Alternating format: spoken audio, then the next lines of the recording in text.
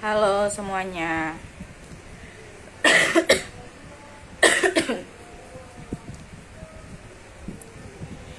Baik, sambil nunggu narasumber kita join ya.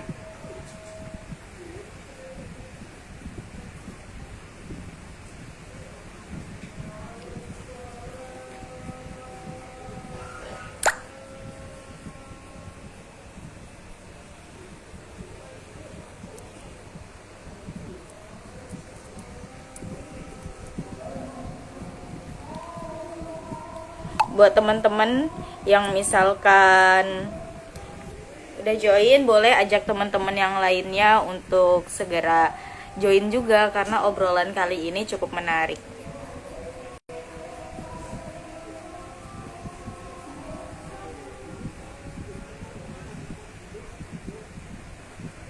Selamat sore Kak Dia.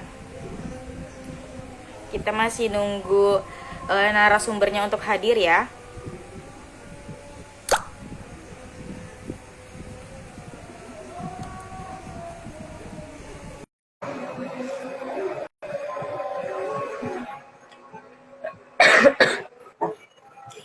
Gimana teman-teman kabarnya? Sehat? Sehat.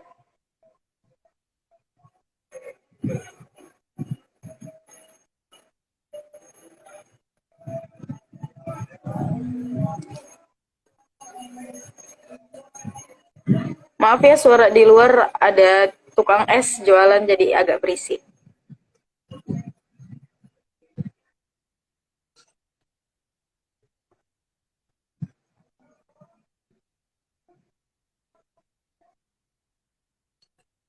Oke, sambil nunggu narasumbernya untuk hadir, saya mau memperkenalkan diri dulu ya. Perkenalkan, nama saya Nila Munana Fajri. Saya mahasiswi dari Universitas Muhammadiyah Malang yang sedang melaksanakan magang di LBH ini. Dan kali ini kita akan berbicara tentang pokoknya yang menarik deh. Jadi buat teman-teman yang merasa kayaknya seru nih, yuk ajak teman-teman yang lain untuk ikutan hadir.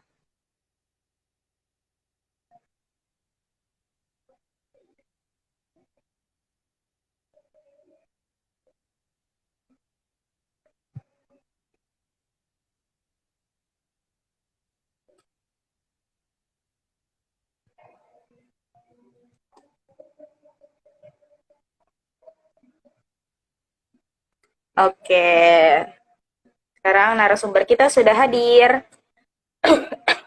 Diundang dulu ya, Hasna. Selamat sore, Bu. Hai Mbak. Ya, selamat Halo. sore. Gimana, Bu? Sehat? Alhamdulillah. Alhamdulillah. Lagi di mana, Bu? Lagi di suatu tempat. Wah, ini teman-teman buat yang belum hadir, teman-temannya boleh diajakin dulu karena narasumber kita kali ini keren banget ya pokoknya. Ya, Bu.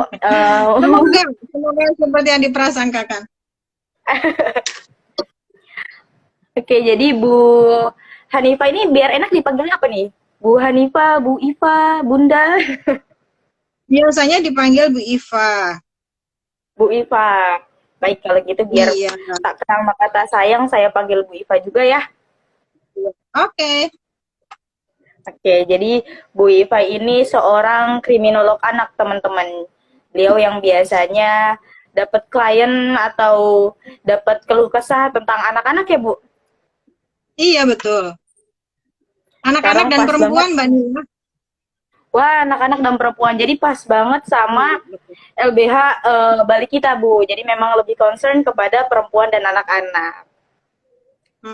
Oke, ini langsung aja kali ya Bu ya, karena oh ya, aku mau kasih tahu teman-teman untuk judulnya ini adalah judulnya perempuan yang dilecehkan atau pedila di kota pariwisata. Kita akan mengulik atau membahas seputar itu. Dan menurut sudut pandang seorang kriminolog nih, bagaimana sih Bu? Aku mau tanya Bu, jadi menurut Ibu dari sudut pandang Ibu, apa itu perempuan yang dilacurkan atau pedila, khususnya ini dalam kasus kita itu yang di bawah umur, Bu. Oke. Jadi kalau kita ketahui ya pedila. Pedila ini kan istilah baru ya, saya aja baru tahu nih. Sebelumnya kan kita menggunakan istilah-istilah yang lebih kasar dan itu umum baik untuk orang dewasa. Oh, biasanya dilakukan kepada orang-orang dewasa atau perempuan dewasa. Nah, masalahnya sekarang penyimpangan itu atau kekerasan terhadap perempuan itu ternyata sekarang nggak terhadap perempuan aja, jadi terhadap laki-laki juga gitu ya. Tapi hari ini kita akan bahas terhadap anak perempuan, gitu Mbak? Atau semua? Betul sekali. Laki-laki dan perempuan? Karena Pokoknya ya? semuanya, iya, perempuan dan yang di bawah umur. Oke. Jadi pedila sendiri itu adalah anak-anak atau perempuan yang melakukan hubungan seksual dengan imbalan uang, baik terpaksa maupun tidak terpaksa, dalam waktu 1 malam itu, gitu ya, di luar ikatan pernikahan. Nah, tetapi biasanya orang-orang ini atau ini yang dilakukan oleh anak-anak, konteksnya untuk pembahasan kita hari ini. Nah, biasanya ada 3 macam nih pelaku atau mereka melakukan itu. Yang pertama, dia menjual diri sendiri. Menjual diri sendiri itu kan sekarang banyak sekali kemudahannya ya. Kemudahannya itu antara lain karena mereka menggunakan media sosial atau internet, sehingga mereka tidak perlu orang lain sebagai marketingnya, tapi dia bisa menjual diri sendiri. Yang kedua, ada orang yang menjual atau sebagai perantara, yang sering kita bilang sebagai punten germo gitu ya. Yang ketiga, ada organisasi atau lembaga yang kuat yang menaungi anak-anak ini. Nah, yang menaungi anak-anak ini seperti apa? Biasanya hotel, pub, klub, dan lain-lain. Nah, ini tidak hanya terjadi di satu tempat, di kota-kota besar di Indonesia hampir semua ada. Tapi karena pembahasannya sekarang ada di kota-kota yang tempat pariwisata, kita ngomonginnya penggunanya adalah orang-orang dari luar. Kenapa sih orang-orang itu sampai seperti itu? Padahal kan ini anak-anak ya. Kenapa mereka sebegitu tega gitu ya? Terus kenapa ada yang menyediakan?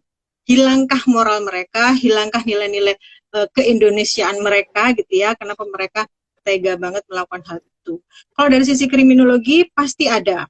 Karena apa? Kalau di kriminologi itu yang dibahas adalah pelaku, korban, kejahatan itu sendiri, dan reaksi masyarakat. Pelakunya siapa? Kita bisa melihat pelakunya yaitu pengguna, atau orang-orang yang punya organisasi, atau seseorang yang menjual. Itu bisa menjadi pelaku. Nah, korbannya siapa? Korbannya adalah anak-anak. Tapi Bu Iva, mereka kan menjual diri sendiri, berarti mereka pelaku dong, gitu ya. Pertanyaannya kan suka begitu ya. Karena sampai sekarang ini masih jadi perdebatan. Yang menjajakan itu, apakah itu bukan disebut dengan pelaku, gitu ya. Nah, kalau di kriminologi atau mungkin di hukum anak, yang namanya anak di bawah 18 tahun tidak bisa dibilang pelaku. Mereka dikatakan sebagai anak-anak yang mempunyai perilaku menyimpang. Nah, anak-anak ini menjadi korban. Korbannya siapa? Korbannya germo tadi. Korbannya orang tua. Korban pemerintah yang tidak membuatkan undang-undang yang baik atau tidak melaksanakan undang-undang yang sudah dibuat dengan sedemikian rupa. Sehingga mereka itu bagaimanapun juga walaupun mereka menjadi pelaku, mereka tetap menjadi korban. Gitu. Terus reaksi masyarakat seperti apa? Macam-macam. Ada yang mengabaikan, menganggap bahwa itu adalah sesuatu yang biasa di kota itu. Bahkan kalau nggak melakukan, aneh. Kok di sini ada anak umur 15 tahun masih virgin sih? Aneh banget gitu. Kenapa dia tidak menjual hartanya yang paling berharga gitu? Nah, akhirnya menjadi sesuatu yang aneh ketika secara tradisi di tempat itu memang usia 12 tahun itu harus sudah merelakan dirinya untuk dinikmati oleh orang lain.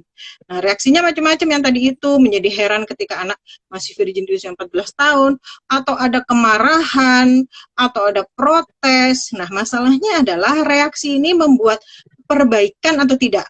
Ketika membuat perbaikan, berarti ada solusi untuk menyelesaikan masalah ini. Tapi ketika tidak ada perbaikan, berarti ada sesuatu yang salah. Yang salah siapa? Apakah si anak ini sendiri, atau pemerintah, atau lingkungan sekitar, atau orang tua, atau macam-macam? Kenapa sampai tidak ada solusi dalam masalah ini? Gitu Mbak Nila.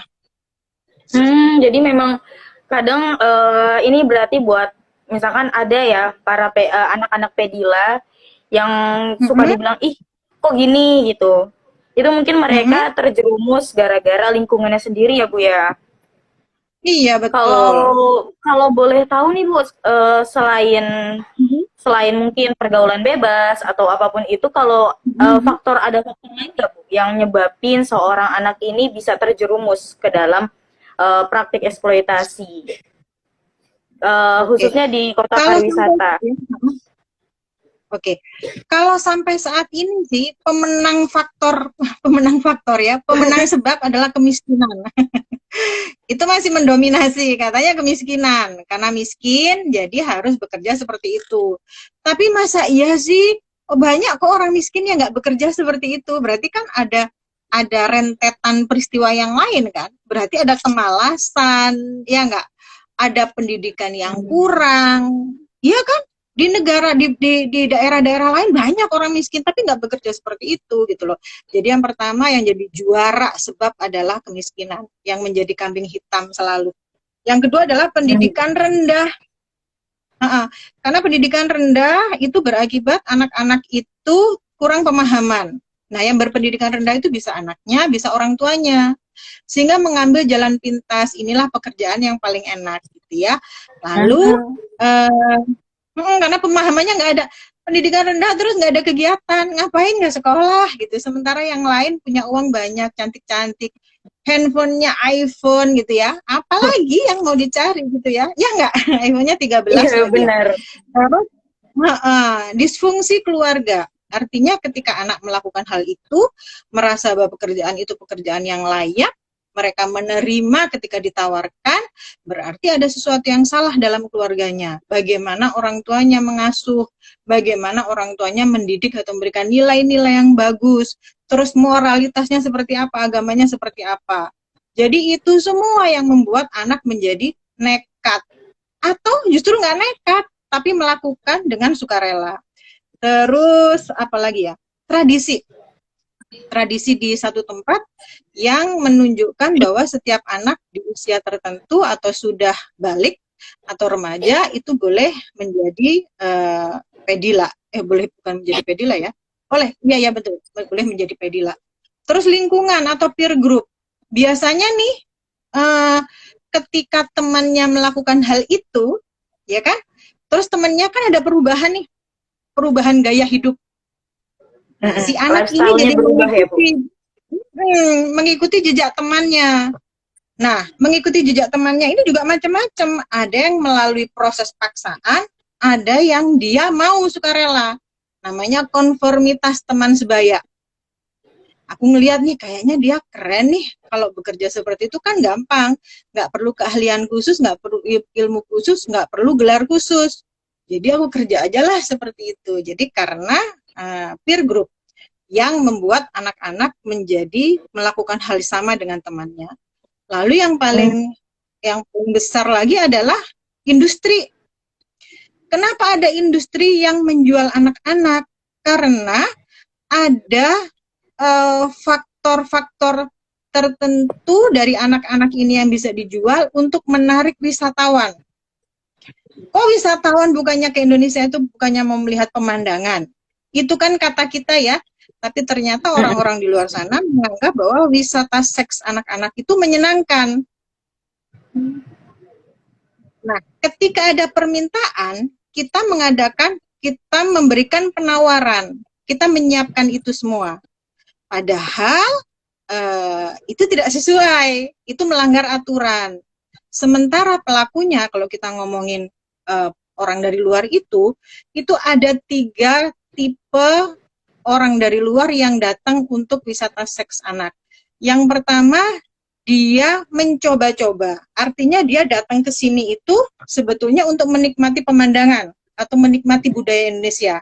Tapi karena ada penawaran, dia menikmati.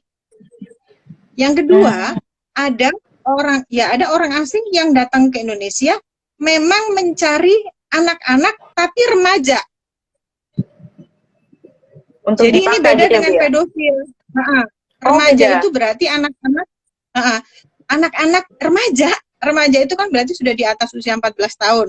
Artinya kalau anak perempuan dia sudah akil balik, dia udah haid gitu ya. Nah, yang ketiga adalah memang dia pedofil yang mencari anak-anak yang belum usia balik atau belum remaja. Jadi anak-anak masih kecil gitu. Jadi itulah yang membuat orang-orang membuat industri tersendiri atas anak-anak atau manusia-manusia kecil ini untuk menarik wisatawan asing. Terus ada lagi masalah individu. Jadi ini faktornya jadi banyak banget ya. Ada Iya, beberapa ternyata banyak anak yang juga ya.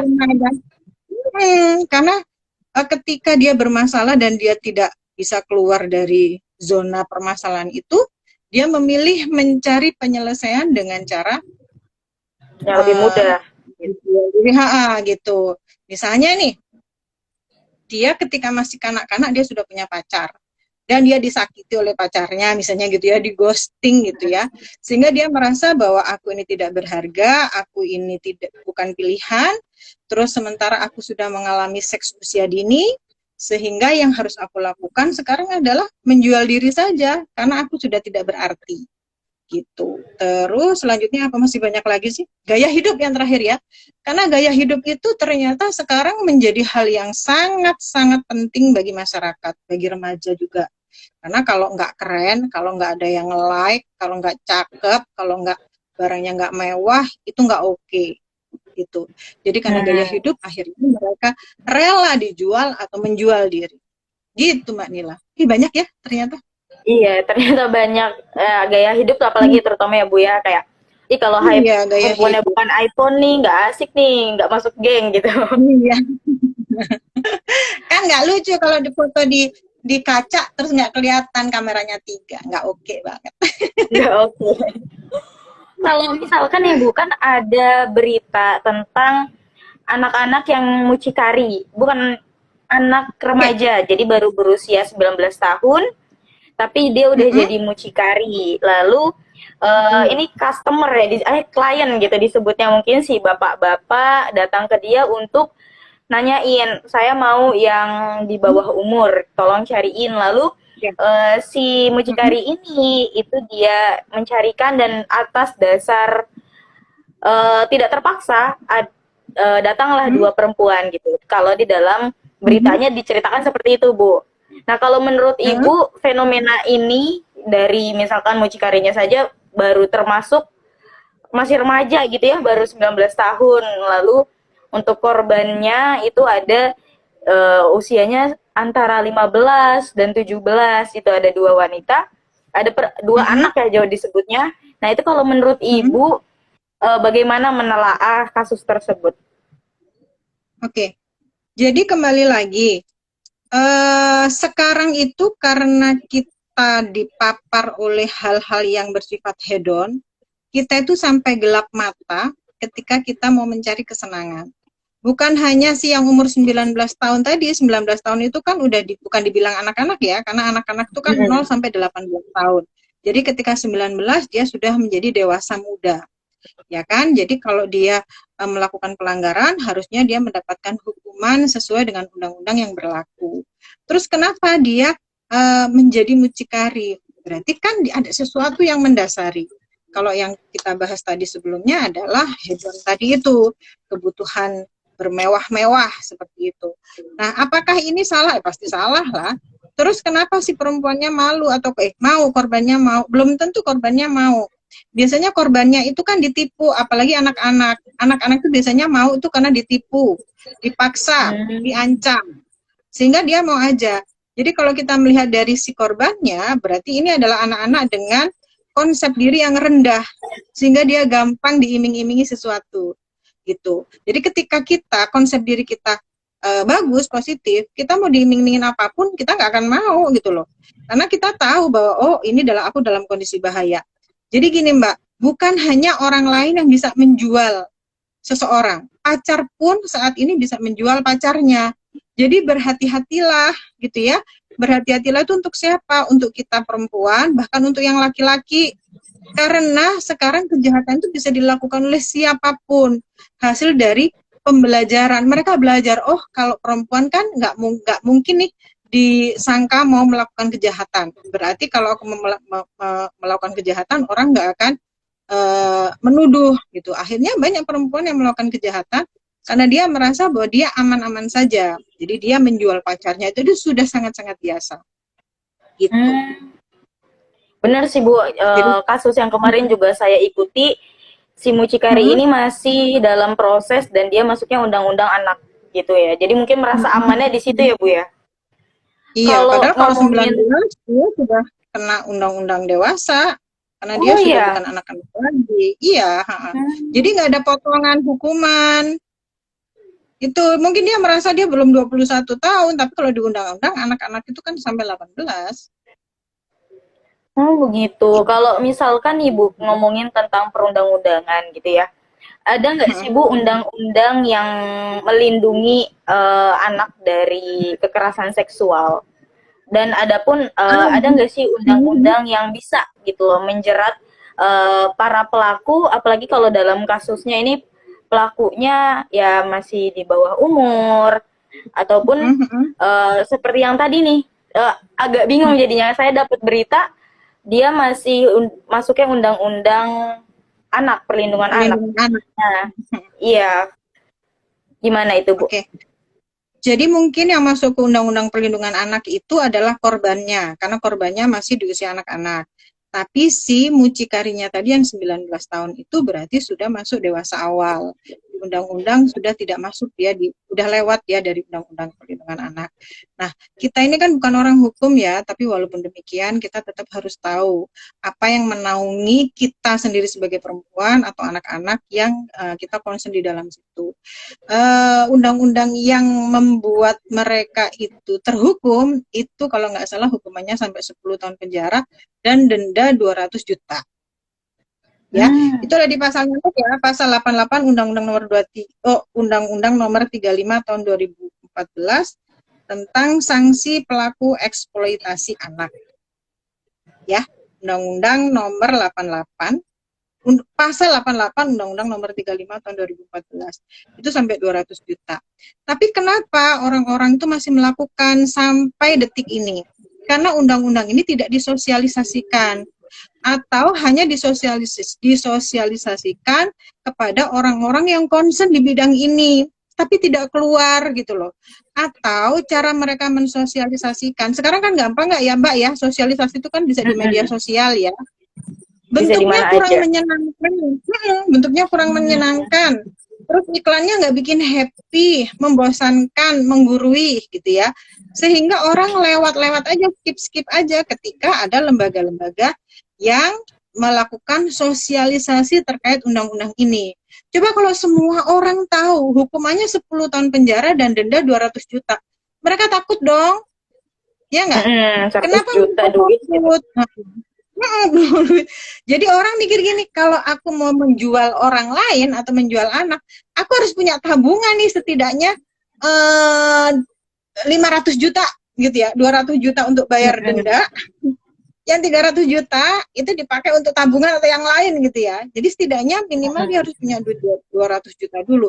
Jadi kenapa ini terus berlangsung? Karena 4 hal yang dilupakan oleh kita sendiri. Yang pertama adalah aturan, yang kedua adalah sosialisasi, yang ketiga adalah fasilitasi, yang keempat adalah sanksi. Aturan itu jelas, aturannya udah ada undang-undang, ada undang-undang perlindungan anak, ya. Tapi sosialisasinya seperti apa? Tadi yang sudah saya bilang, mungkin sudah disosialisasikan, tapi di lembaga-lembaga saja yang concern di bidang itu. Di sekolah nggak disampaikan, buat apa? Ya nggak? Buat apa kita membuat undang-undang untuk melindungi anak, tapi kita nggak ngomong ke anak-anak?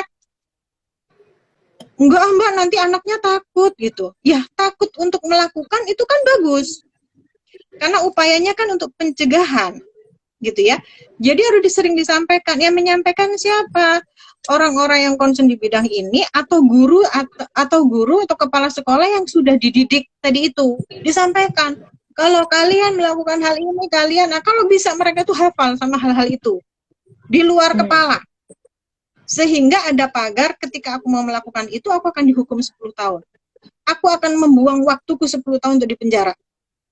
orang tuaku harus menebus aku dengan 200 juta gitu ya. Jadi itu sosialisasi.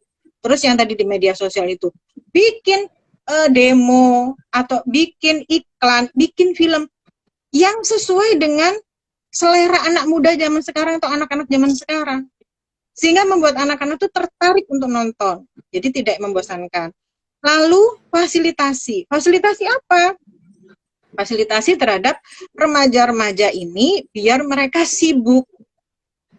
Jadi kenapa mereka harus sibuk? Karena remaja ini pikirannya kemana-mana. Hormon-hormon seksualnya lagi berkembang pesat. Sehingga banyak sekali kemungkinan mereka melakukan aktivitas seksual baik yang dilakukan oleh diri sendiri maupun kepada orang lain. Gitu loh. Jadi fasilitasinya apa? Membentuk kelompok-kelompok atau organisasi-organisasi yang membuat mereka menjadi sibuk. Misalnya, apa ya, kalau zaman dahulu itu Karang Taruna. Kalau sekarang ada forum anak. Forum anak itu kalau nggak salah di bawah Kementerian Sosial. Terus apa ya, lomba-lomba talent-talent gitu loh. Itu dari tingkat yang paling rendah di RT. Sehingga anak punya kesibukan gitu ya. Punya kesibukan dan mereka punya prestasi. Karena ketika anak punya prestasi, dia punya kesibukan, akhirnya dia lupa untuk melakukan kejahatan. Atau malu ketika melakukan kejahatan karena dia menjaga nama baik kelompoknya. Itu Mbak. Jadi yang keempat akhirnya adalah sanksi. Sanksi kembali ke nomor 1 tadi. Sanksi itu sudah ada dalam undang-undang. Misalnya yang tadi itu harus dapat hukuman 200 juta gitu ya. Ya itu dilakukan dan dipublikasikan. Ketika dipublikasikan kan orang jadi tahu, oh itu benar ya si pelaku kemarin itu ya yang dia menjadi mucikari atau menjadi germo. Ternyata dia harus dihukum 10 tahun. Nggak pakai potong-potongan gitu loh. Nah, kenyataannya kan mereka bisa menawar gitu ya. Dan ketika mereka dihukum, biasanya masyarakat lebih kasihan sama pelaku. Lupa sama korban. Nah, korbannya ini diabaikan, menganggap ketika pelaku sudah ditangkap, sudah dihukum, sudah dipenjara, masalah selesai. Padahal masalahnya belum selesai sama sekali. Anak ini mengalami trauma, ya enggak? Terus mengalami trauma terhadap dirinya sendiri ya. Terus mengalami apa ya, stigma negatif dari masyarakat. Mungkin dia dikeluarkan dari sekolah karena banyak sekali atau mayoritas sekolah itu menghendaki anak muridnya itu bersih. Nggak ada yang menjadi pelaku atau korban kekerasan. Gitu ya. Terus mereka melupakan bahwa anak ini harus disembuhkan. Jadi mereka menganggap ketika sudah disidangkan, pelaku sudah masuk penjara, selesai. Nah, ketika anak mendapatkan stigma negatif dari masyarakat, terus dia nggak bisa kemana-mana, dia nggak bisa memilih sekolah yang bagus, akhirnya dia semakin frustasi. Action yang lain apa? Dia semakin melakukan penyimpangan itu dengan menjual diri juga ya.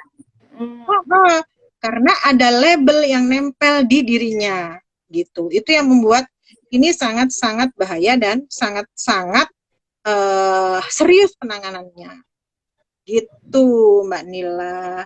Tadi belum ngomong ya undang-undangnya apa aja.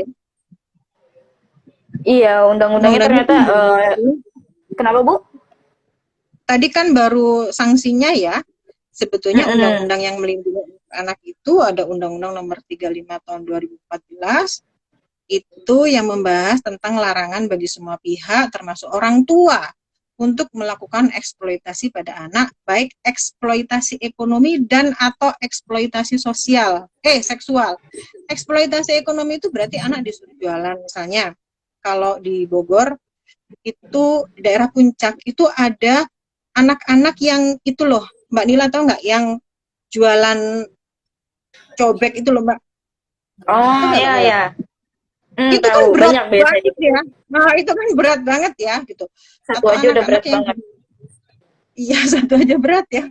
Apalagi itu banyak gitu ya. Itu kan eksploitasi ekonomi. Gitu. Terus pasal 15 setiap anak memiliki hak perlindungan dan dari kejahatan seksual. Nah ini perlindungannya dari siapa? Bisa dari orang tua, bisa dari masyarakat. Nah, kenyataannya masyarakat merasa ketika itu bukan anak saya, itu bukan urusan saya. Hmm, Terus kurangnya pasal ada rasa 20, peduli ya, Bu. iya, nggak ada rasa kepedulian karena sudah berubah sih. Pasal 20 sama pasal 761. Jadi ada 4 pasal yang menaungi anak-anak dari kekerasan seksual. Gitu, Mbak Nila. Kalau balik lagi nih ya Bu ke dalam konteks pariwisata gitu. Menurut Ibu bagaimana Ibu melihat kondisi gitu suatu destinasi pariwisata, karena secara kan destinasi wisata ini juga jadi salah satu ikon kita gitu ya di mata para warga luar negeri gitu, atau image kita kepada di luar. Tapi malah adanya pariwisata seks ataupun kekerasan seksual terhadap anak. Jadi kalau menurut Ibu ngelihat kondisi ini tuh gimana sih, Bu? Uh, Balik lagi ke yang kita bahas di sebelumnya ya. Kan tadi itu ada undang-undang atau aturan, ada sosialisasi, ada fasilitasi, ada sanksi. Kenapa masih ada gitu? Karena 4 tadi itu tidak dilakukan.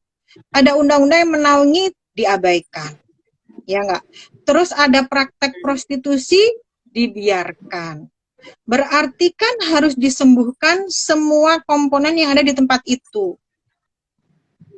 Nah, hambatannya apa? Kenapa ini terus terjadi? Karena ini dianggap sebagai daya tarik wisata. Padahal sebetulnya daya tarik wisata kita itu adalah pemandangan yang bagus, laut yang cantik gitu loh. Ya kan?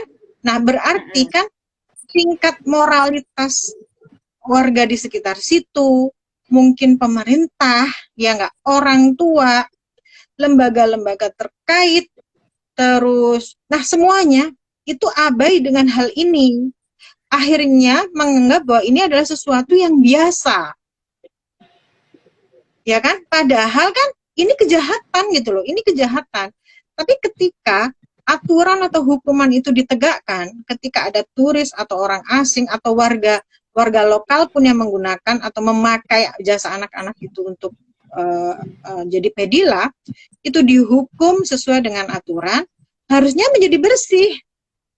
Kenapa masih ada? Karena ada pihak-pihak yang mengizinkan hal ini. Gitu. Jadi 4 hal tadi itu tidak dilaksanakan. Gitu. Akhirnya mungkin di mata asing, kita nggak tahu kan di mata asing itu Indonesia itu seperti apa. Jadi bukan negara yang indah, tapi negara yang asik atau apa gitu, karena anak-anaknya bisa dinikmati. Nggak kebayang dong nanti penyebaran HIV seperti apa, ya nggak. Terus yang anak-anak ini kan semakin hari mereka akan semakin dewasa, mereka akan menjadi seorang ibu, mereka menjadi orang tua. Entahlah mereka akan mengasuh anaknya seperti apa ketika masa remajanya dia sudah mengalami kerusakan. Ya kan? Jadi ketika mereka mengalami kerusakan, akhirnya bagaimana? Apakah dia akan membiarkan? Ya kan? Terus masyarakatnya pun juga seperti itu. Nggak ada tanggung jawab moral sama sekali. Gitu. Jadi yang dampaknya ternyata berkepanjangan ya, Bu. Iya. Banyak hal yang banyak pihak yang abai dengan hal ini. Oke, aduh ternyata ini kita juga berarti kalau misalkan kita melihat tentang berita atau kekerasan-kekerasan seksual pada anak, kita harus aware lagi nih ya Bu tentang hal ini di sekitar kita. Mau bagaimanapun kan anak-anak adalah generasi penerus bangsa nih, gimana ceritanya kalau seorang ibu terus masa lalunya seperti ini gitu, mungkin nanti dia ada trauma yang mempengaruhi masa depannya juga gitu ya Bu. Iya betul. Sepertinya dia juga akan kesulitan mencari suami, karena bagaimanapun juga laki-laki akan mencari istri yang baik, istri terbaik. Akhirnya kan dia merasa menjadi perempuan yang tidak berguna, tidak layak dibahagiakan gitu ya, atau dia memang sudah mengalami kerusakan gitu, sehingga dia memilih tetap untuk di jalan yang tidak baik. Ya siapa coba? Laki-laki mana yang mau? Gitu. Bahasanya jadi, kalau udah terlanjur kecemplung ya udahlah gitu ya Bu. Kayak perlu ya, banget gitu, dihindari. Terus Bu, kalau misalkan nih dengan permasalahan yang akarnya itu kompleks banget ya, dari kurangnya Mm-mm. perhatian dari orang tua ataupun organisasi yang mewadahi atau juga mungkin para sekolah ya Bu ya yang bertanggung jawab ini muridnya kenapa gitu dan eh, Mm-mm. juga lingkungan sekitar teman-teman dan lain-lain gitu. Ada nggak sih Bu upaya yang mungkin efektif untuk hal ini gitu untuk memperbaiki dari akarnya yang sedang dirumuskan atau yang sedang berjalan gitu Bu? Agar pariwisata Indonesia nih terkenal bersih dalam tanda kutip gitu. Selain indahnya eh, pemandangan juga indah di moral gitu. Mm-mm. Jadi sebetulnya kalau kita ngomongin upaya preventif ya, upaya preventif itu berarti yang 4 hal tadi itu harus dilakukan. Yang pertama berarti kan melakukan edukasi kepada masyarakat. Jadi ketika harus melakukan edukasi berarti kita harus memperkuat atau menambah kapasitas orang-orang yang bergelut di bidang anak-anak atau warga setempat atau pemangku kebijakan di setempat untuk memiliki ya, pengetahuan tentang hal ini gitu. Jadi sekolah, di RT RW, kan kapasitas pengetahuan tentang hal ini itu harus ditingkatkan. Sehingga mereka aware gitu loh bahwa ini adalah sebuah kejahatan, ini adalah perusakan generasi, ini adalah memperburuk nama Indonesia, ini bukan hal yang baik dan bukan sesuatu yang bisa digunakan untuk menarik wisatawan asing. Karena kita sudah punya tempat yang indah banget untuk menarik wisatawan asing gitu. Jadi terus kita melakukan survei. Survei itu untuk apa? Menunjukkan data kepada masyarakat bahwa ini loh anak-anak yang sudah dilacurkan. Hasilnya seperti apa? Ini ada orang atau ibu-ibu yang 20 tahun lalu dia itu menjadi pedila. Sekarang hidupnya seperti apa? Berapa banyak yang sudah mengalami HIV AIDS gitu ya. Terus berapa orang yang waktu itu bekerja hanya karena tuntutan ekonomi, ternyata sekarang semakin miskin karena sakit-sakitan atau hal yang lain.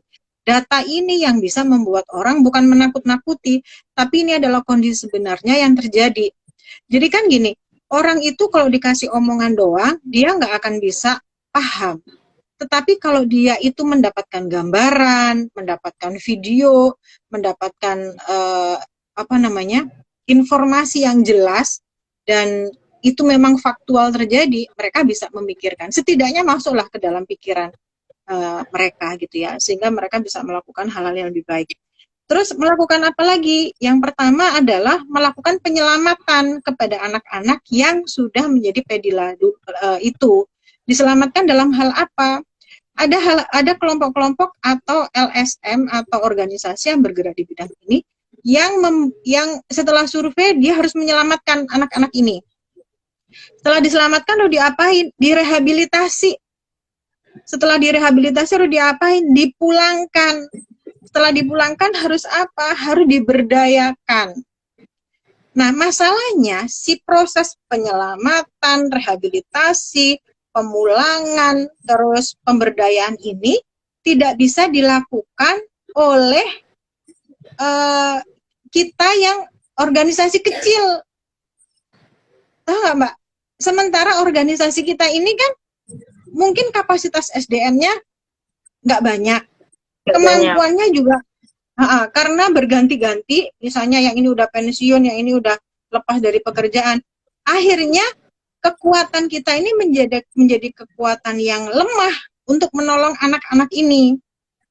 Jadi kita hanya berhenti di sosialisasi aja, walaupun sosialisasi itu sudah sebuah gerakan loh ya, tetapi si penyelamatan, rehabilitasi ini tidak kita lakukan gitu. Nah, rehabilitasi ini juga agak susah dilakukan karena kebanyakan dari para korban pedila ini mengalami kesulitan dalam melakukan kesembuhan. Kenapa? Macam-macam. Kalau aku diem di sini aku nggak kerja dong, gitu loh. Jadi saya boleh cerita nggak? Boleh Bu. Saya pernah punya kasus itu 14 anak yang jadi pedila. Dari 14 anak ini yang bisa sembuh total cuma 2, Mbak.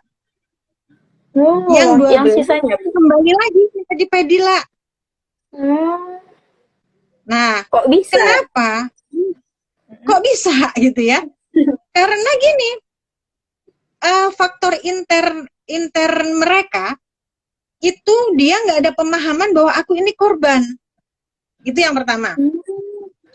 Faktor eksternalnya adalah ketika dia sudah disembuhkan oleh lembaga-lembaga tertentu, terus dia dipulangkan, kan tadi kan prosesnya kan penyelamatan, rehabilitasi, pemulangan. Ketika dia dipulangkan, ternyata orang tuanya itu tidak menerima. Kebayang nggak? Nah, jadi macam-macam nih.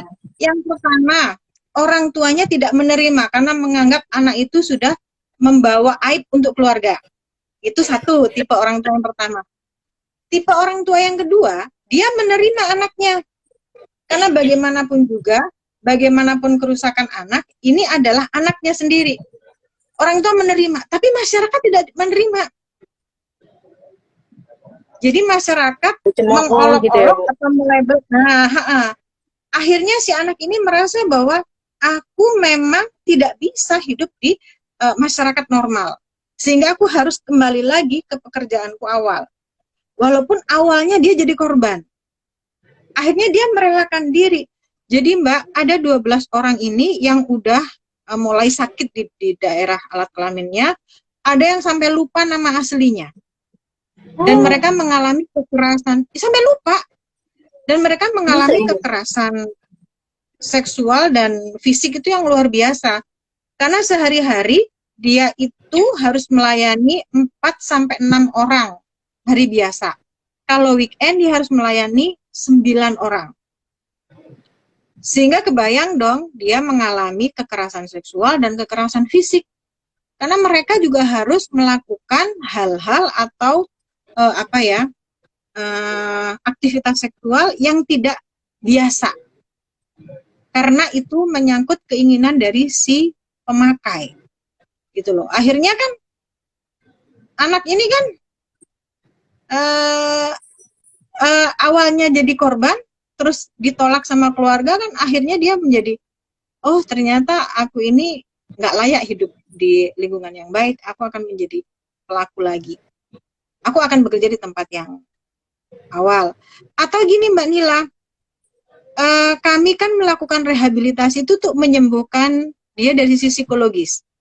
Terus kita juga menyiapkan pekerjaan-pekerjaan ringan gitu ya, pekerjaan-pekerjaan dengan keterampilan ringan yang semua orang bisa, misalnya dibikinin warung, atau diajarkan menjahit, atau salon gitu ya, sesuai dengan hobi dan kemampuan mereka. Tapi ketika mereka benar-benar dilepas dengan dana dari pemerintah, ternyata mereka merasa bahwa mencari uang dengan cara yang benar itu sulit. Tidak sebesar ketika mereka menjajakan diri. Akhirnya kembali lagi. Gitu. Nah, itu yang paling bahaya. Nah, kenapa yang dua ini sembuh? Karena gila. Jadi sembuhnya bukan karena normal. Nah, karena gila. Yang satu karena dia diasuh oleh kami. Maksudnya kami menjaga dia 24 jam sehingga tidak ada kemungkinan atau tidak ada harapan dia untuk menyimpang. Tapi kalau dikembalikan ke orang tua, kita juga nggak tahu nanti akhirnya seperti apa. Gitu Mbak Nila. Kalau dirangkum ini ternyata banyak sekali ya, dan terhitungnya berarti mereka ini para pedila di bawah umur, pedila anak, itu korban ya jatuhnya, walaupun setelah direhabilitasi, terus mereka kembali ke masyarakat karena tidak diterima oleh orang tua atau tidak diterima oleh masyarakat, mereka kembali lagi, dan itu salah satu contoh mereka korban juga ya Bu ya kan, kalau dipikir-pikir juga. Jadi viktimisasi ganda, jadi dia korban berkali-kali. Ya Allah, kasihan dari banget. Awalnya, iya dari awalnya korban mungkin dia dapat paksaan, terus dia diculik atau jadi korban human trafficking, terus selanjutnya dia korban dari penolakan. Akhirnya mereka merasa bahwa ya udahlah memang aku nggak baik, aku akan kembali ke tempatku semula. Gitu.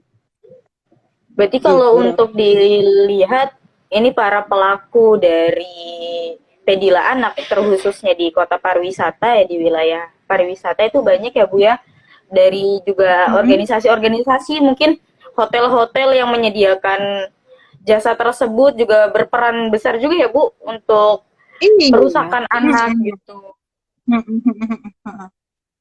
Ya sejauh ini sangat menguntungkan mungkin bagi organisasi itu gitu atau kelompok atau komunitas itu sangat menguntungkan.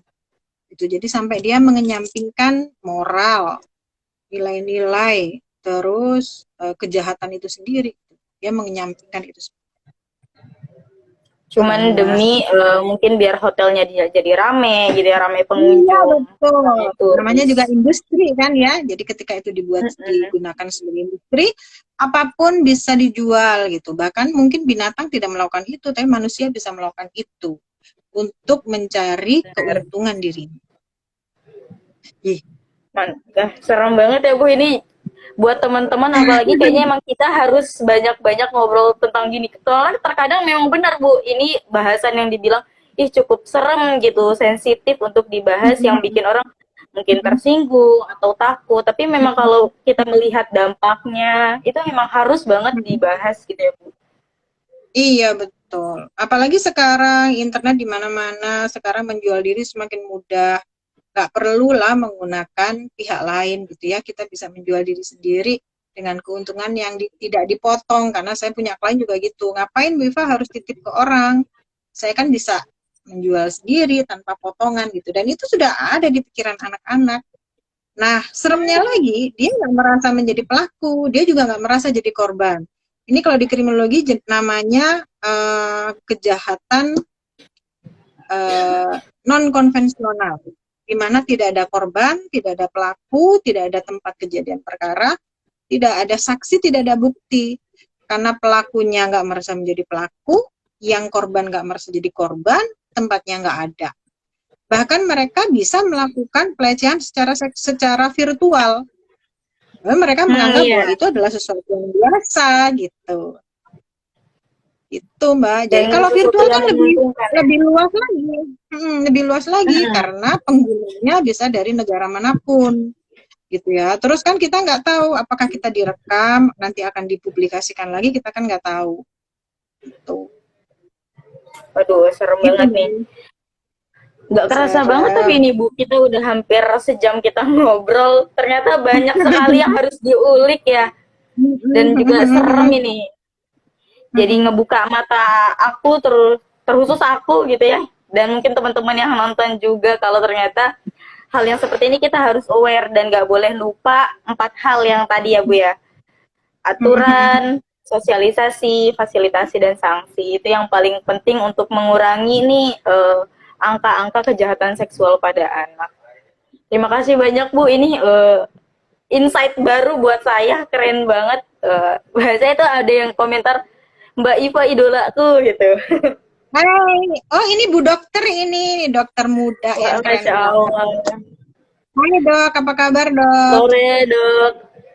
Tapi sayang banget Bu karena waktunya sudah habis. Mungkin kita nanti bisa berkolaborasi bersama lagi membahas lebih lanjut, mungkin sosialisasi lebih lanjut lagi nih biar Okay.